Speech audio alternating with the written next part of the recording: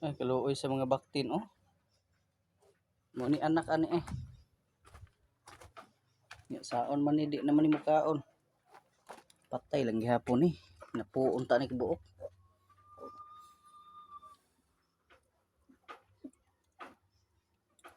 Na mangaon, di makaon ang inahan. Mo ni giingon nga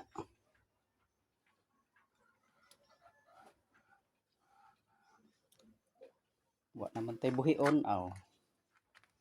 Trabaho tagbalik ani. Hurot ng gini.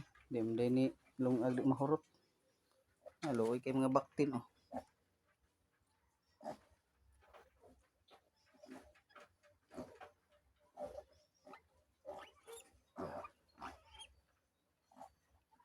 Gutom na siguro ni.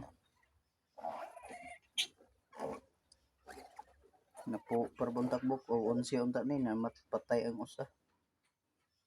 Bantog ra gahapon nga dugay kaayong kaanak kay nana dayto. Pila ning sakita.